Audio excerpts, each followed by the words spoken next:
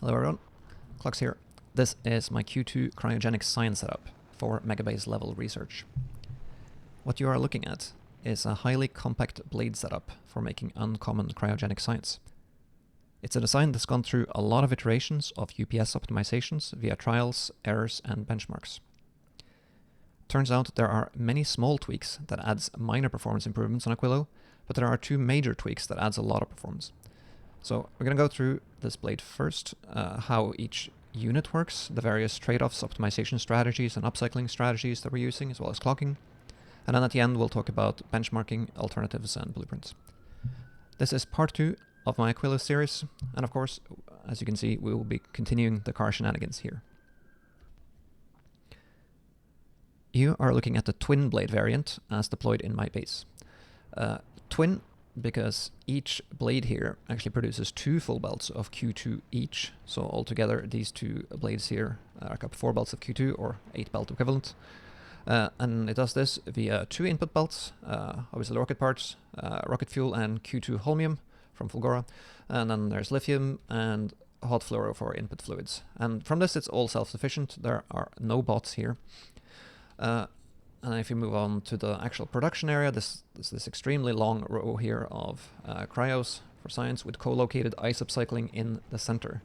The key insight here is that you basically need 1 ice upcycler for every 2 science cryos, so it makes sense to co-locate from just like a numbers point of view. But this also has the additional benefit here of freeing up both sides of this belt. Normally one side would be for ice. You can free both of them up for lithium, and because of that, you can basically extend this row almost indefinitely, but we have chosen a number here that makes sense for consumption on Navis. The bit that should stand out to you the most here is that these blades are almost maximally beaconed. 14 beacons affect these cryos, and it does this with only 2 inserters with 1 buffer to get the science actually into their dedicated silo. And this is possible thanks to these 2 stack inserters here grazing the tail end of the hitbox of a car, which is standing in as the buffer chest here. And while this may look a little ugly, it is necessary to use vehicles here because you'd not be able to thread this heat pipe all the way around here without it and still maintain 14 beaconing. And 14 beaconing is significant here because with that you get to reach 17.3 per second science production. And that's a breakpoint because it lets you make just over half a belt of science with just 7 machines. So effectively this means we have cut out 2 cryos per lane here, and so that means we've saved 8 cryos in total. So for ice upcycling, this is probably the gnarliest bit here in this whole build, but it is all tiled, so this is all the same everywhere. The fundamental difficulty with co-locating an ice upcycling into like this highly beaconed area is that this cryo here, this quality cryo, cannot be in range of any of these speed beacons, which you see is just barely not. And that's kind of why I've put hazard concrete all over everything here, to signify that this has to be physically separated from the powerful speed modules. So the ice cryos here run with 8 quality modules, and it's affected by only 2 speed beacons here, running kind of low L1 and L2 speed modules, which brings the quality percent down to just 42%, and while producing 114 per second. And 140 per second is the lowest I can get away with. Lower speed on these consistently perform better in benchmarks, and that kind of makes sense because these ice machines are not cheap to operate. Their probabilistic production means you need basically these 4 inserters constantly subscribed to every update. Like you can see, there's terrible wake lists and all of this. You can't really clock any of this without affecting the production of them. And as you get into specifics, Q1 is voided on the left here in these kissing recyclers. Q3 goes to the right recycler, and then overflow goes into this car. That's kind of partially to avoid deadlocks in this recycler, but it also is kind of space restriction here. This bulk inserter that's in charge of reinsertion is actually on a 5-second tick network because there's, as you can see, so little that actually passes through this car here. Now for liquids, this long row of ice upcycler both consumes and produces a ton of ammonia. Like this is 14 cryos. They all consume 1/1000 ammonial solution per second, and produce the same amount of ammonia per second. So you need actually 5 legendary pumps to supply this. This produces 15,000 per second in this little like dragon tail thing at the back here. That part is not too bad, obviously, but the machines also produce the same amount of actual ammonia, and that's, you know, it's great because I need less than 1,000 of it for lithium. So where's the other 14,000 ammonia per second going to go? Well, into this storage tank here, which then gets shunted into these one-way gates via these pumps, which then this gets instantly voided when you change the recipes. Standard fluid voiding stuff. I'm running it on 15 tick clock at fairly high pressure. I found that between 18 and 21,000 is as high as I can get the pressure before the ice makers start complaining that they are output blocked. And you kind of want to have high pressure in this tank because it means that these guys get to void as much as possible in this each tick cycle. Lithium. It's made in this star setup here for kind of maximal direct insert setup. You can just get 8 beacons on every single machine here and still do everything direct insert. It's actually possible to do a 9 beacon setup as well, but I've gone for this admittedly strange 8 beacon shape here because it's the setup that I found that uses the least amount of heat pipes with the required beaconing. The clock here is actually from Abbott's clock generator. As you can see, massive generated thing, and it works really well. Like I had to do some tweaks to get this to work perfectly because it's there's a limit to how much this machine can keep in the hand, and I want them all to swing at the same time, so I had to change the stack size to 12, so they all get to do like 1 swing each, and there's just a little bit left in the machine. So I'm pretty happy with this personally. It seems to perform pretty well. It also aligns very well with the production need. You can see like they're hardly ever blocked here. These run basically on 95% of the time with this beaconing, and they all supply like 1 lane each. So there's 2 of them. For fluoroketones, this blade latches in hot fluoro via this circuit here, 5,000 every time. And then you have to be fully self-sufficient within the blade. So that means you need 3 highly beaconed cold fluoro cryos to be able to keep up. You can kind of do the maths here yourself. You can see 30.4.7 cold fluoro per second, times that by 28 machines, you'll end up with 971 cold fluoro per second. And you can compare it to these production numbers here, 307, 352, 326, ends up to just over that. So works out pretty well that way. These machines also get to self-throttle by reading this machine, and that signal is sent down to all the other ones, who then gets to, if there's enough liquid in the pipes. Everything gets to hibernate. Now, I'd like to talk about heat pipes a little bit, because heat pipes are an essential performance tax on Aquilo, so you should always strive to reduce the amount of them. This blade in particular, if you count the essential one, should be just around 2,000 heat pipes. And it's split into kind of 4 main networks. There's like the back networks near the silos, and then there's 2 in the center, this lower wire, and then there's the top wire. And this is kind of all fueled by these 4 heating towers here. They're kind of joined at the back to make sure that they have a little bit of help, because they really lose some of the heat as they dissipate through the end.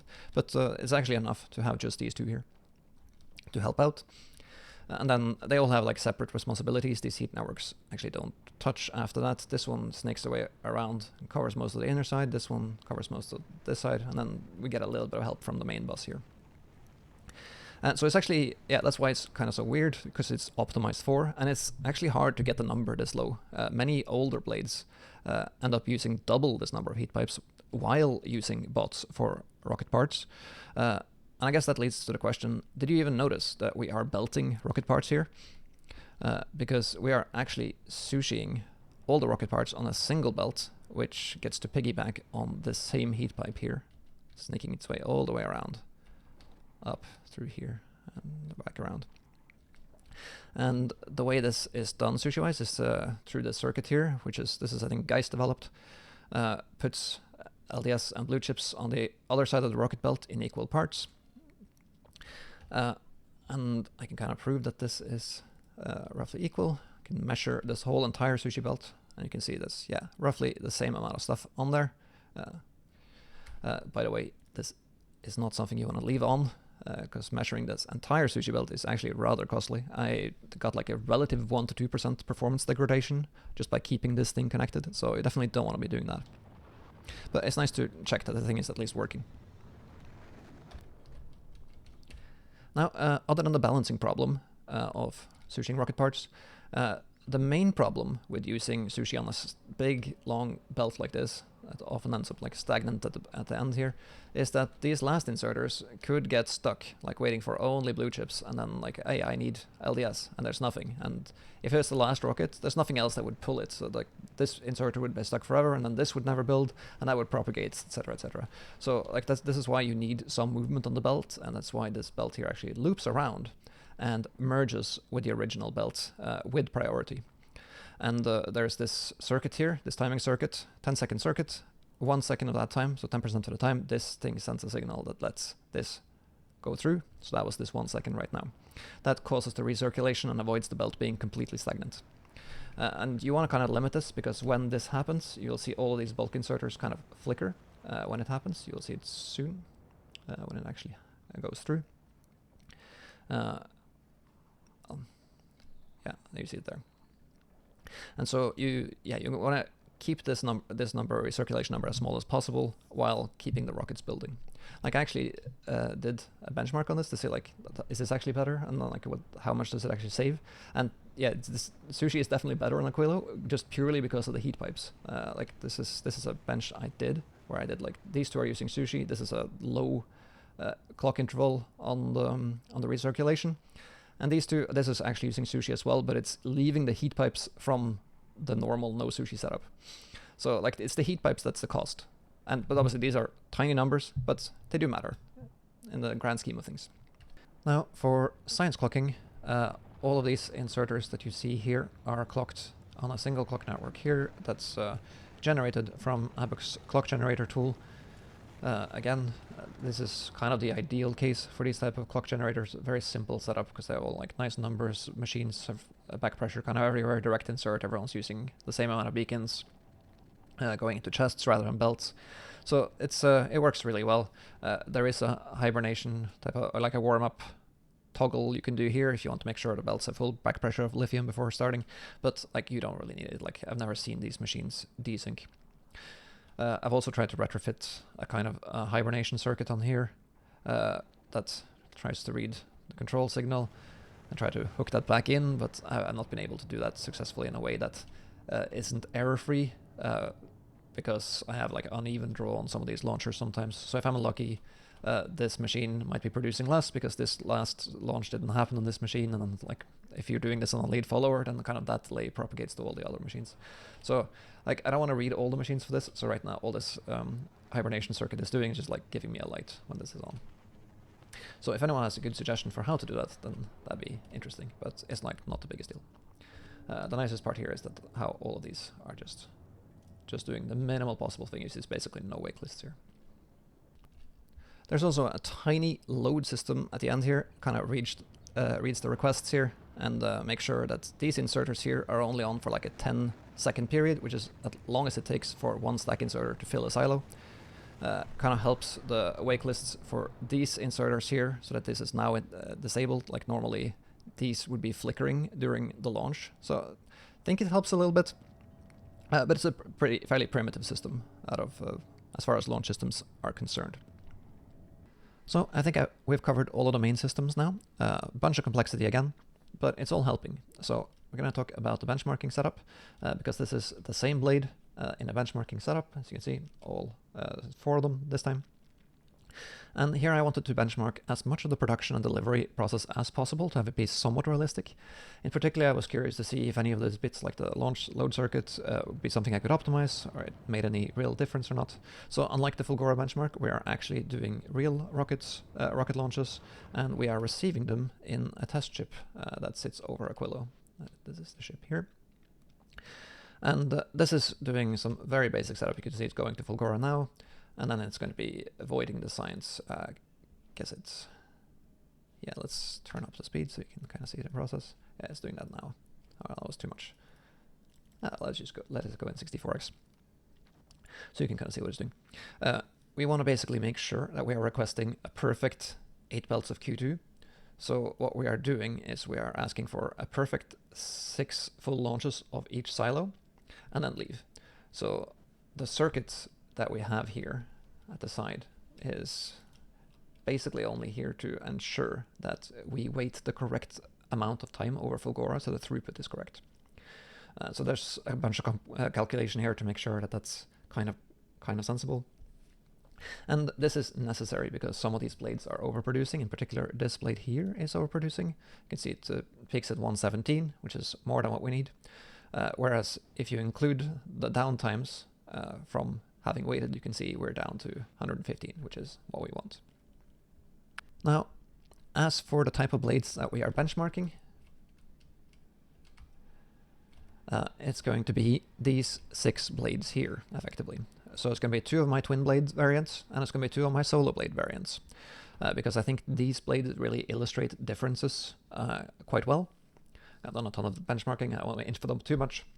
I'm also throwing in 2 older blades that I have used historically. That's Hobbit's Q1 blade, and then there's Abbott original Q2 blade, because I consider these 2 blades to be kind of the pioneers of Aquilo, and I think they're very useful as baselines for tests.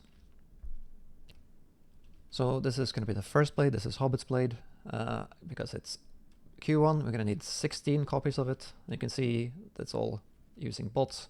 So you can see the bot traffic here, quite heavy. It's in fact using like all 600 bots in the network. You can give it more and it's going to use more. I've limited it to the number that it's necessary for it to keep producing in a stable manner.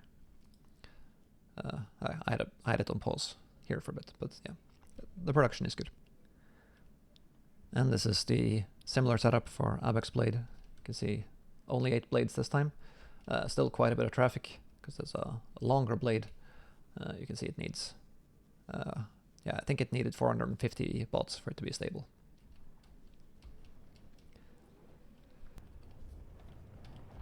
And one final point here is that these tests against these older blades are actually doing 2 different tests on them. One of which, all of them are joined into one giant heat network because they come tiled.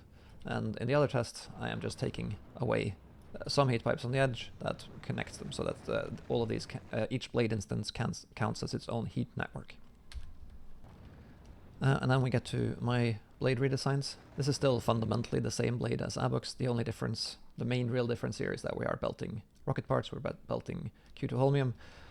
This lithium has also changed too, but that's like not the biggest difference. The ice is kind of the same. This part is completely the same. There is a kind of a dumb clock in here, but yeah. But all the networks are separated, everything is belted, there's no bots. So that's kind of the main difference. And then finally in the solo blade variant, this is the V8 design of the solo. This is the best that I would been able to make a solo blade just for size comparison. This is it against V3. This is against Abux. This is the size difference with Hobbit's blade. So you know it's almost the same size as Hobbit's blade, but it makes twice as much. And this is like using all of the tricks that I've been using with the twin blades. Like you can see here, it's sushing rocket parts, so we don't have that much heat pipes. It's getting 14 beacons on the cryo silos themselves. They're all clocked. They got a nice optimal clock here again from the clock generator. I think 14 beacons is kind of as optimal as you can make this if you want to have 2 input belts. Like you could be splitting on a single belt and then you could do it with 15, but then you have a chance of starving the input belts this way. So 14 is kind of nice. It also hits the breakpoint. It also, yeah, does the same thing with the lithium star. It's self-throttling fluoro. It's got the optimized voiding. The ice is kind of the main difference here between the twin blade, in that it does the ice upcycling out of band. These are actually slightly more aggressively tuned than the ice cryos in the twin blade. They're actually going up to 158, so it's an extra 40 ice per second. So it's making a lot more trash, it's making a lot more Q1, and we're actually trying to upcycle that as part of quality recycler. So this, the less beacon part is actually on the outside here, and this beacon here just touches these. So we get a fair amount of Q2 from this, and it kind of round trips through this this car here, which is all on tick networks. There's a 2 separate one for the slow Q3 stuff, and a 1 tick network for all the fast Q1 stuff. And then we get to the big twin blades. Like I showed you the 14 beacon variant here before. There's also a 15 beacon variant, and this makes one main trade-off. Like obviously it gets the extra beacon here, but to do it, it needs to use a belt, and that belt cannot direct insert. There's no way to get that like nicely aligned, because you need 2 slots for this to end, and then you're going to block the heat pipe. So we're going up through this car and then out of it again. So that's clearly not that nice, but it means you get an extra 5% production speed. It's not enough to change the breakpoints for a 2-belt science blade output, but the blades can pause for 5% of the time. And beyond that, it's also nicely ratioed. Like you get to fully utilize this 8 beacon star now. Like these are basically on 99% of the time now. The ice buffer, these cars now basically get to act as ice buffers, because these ice cryos are slightly under. So you, it basically compensates for the fact that these are running slightly harder, and while the blade is idling, they get to take some from the buffer. But yeah, this belt to car hop is pretty horrible. So those are the main candidates. So what do you think is going to make the biggest difference here? It's going to be clocking, heat networks, bots. Well, the big run that I did comparing the variants here is basically summarized on this one box plot here. And obviously, like the oldest blades here at the bottom are doing the worst. And it's not surprising. Like they're using bots for everything. There's no clocking. There's worse heat pipe use. So like this is, by itself, it's not surprising. But what is surprising is their order. Like this is Q1, Q2, Q1, Q2. Because there's a 40% drop in Hobbit's blade by just separating the heat networks. And similarly, there's a 30% drop in Avok's blade by doing the same thing. And that's kind of the main reason why I included these in the benchmarks here. How you are using these blades makes more of a difference than the blade design itself. Because like once you start getting increasingly optimized, like the V3 blade here, your improvements are going to be increasingly small, as you can see. So that's kind of the main takeaway here. Like the best thing you can do for Aquilo on UPS is just just separating your heat networks if you have them connected. If you have several thousand pipes on a single network, you can get a very cheap win. It's actually kind of insane how much of a difference this makes. Like here's a graph plotting the difference between Hobbit's one. Like this is like incontrovertible. It's just the heat networks that is doing the difference here between these two. And a similar story, Avok's joined, not joined, you know. And it's all like the heat network update category.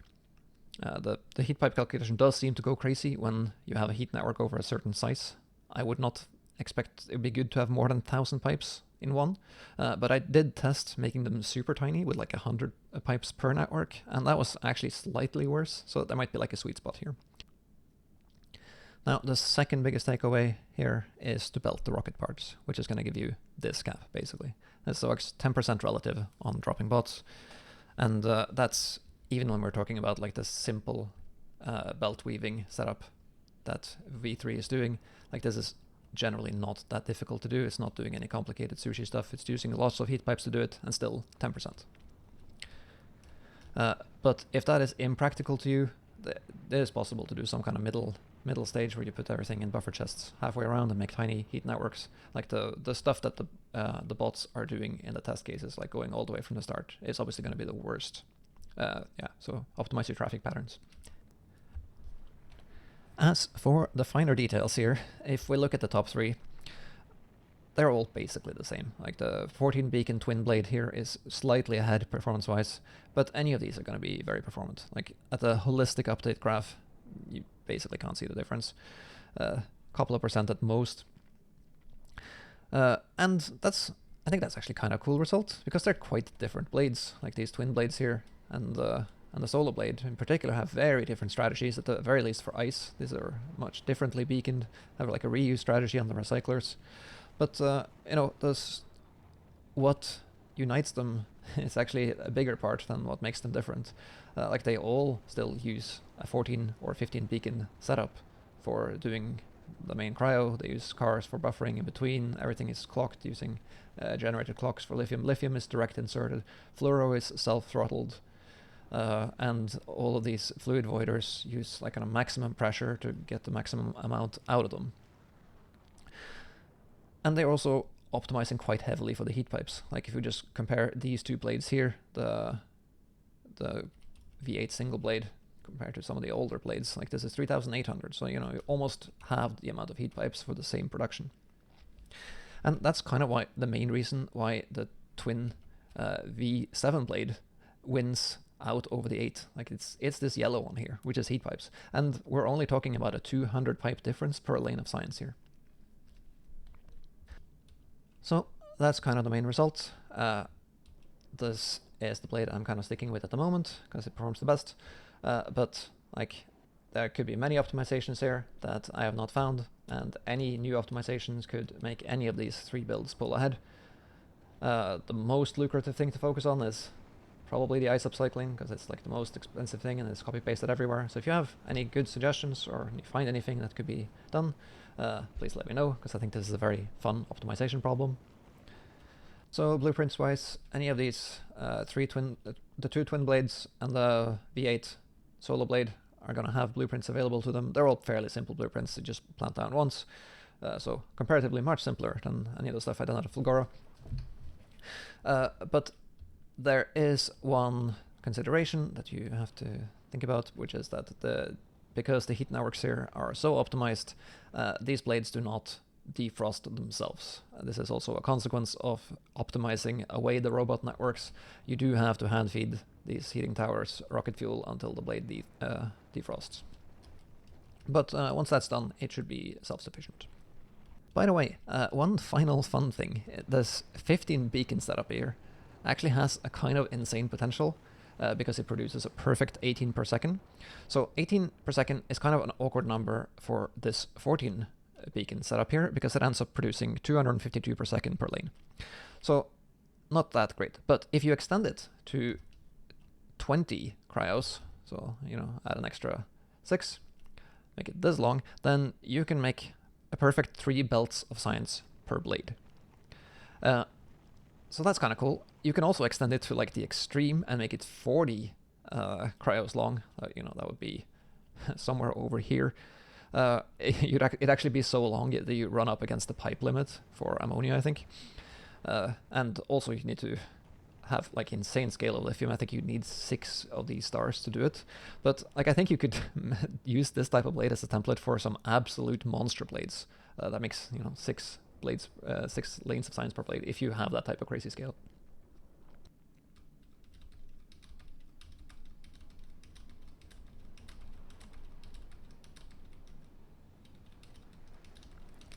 Anyway, that is it for today. Thanks for watching. Take care, everyone.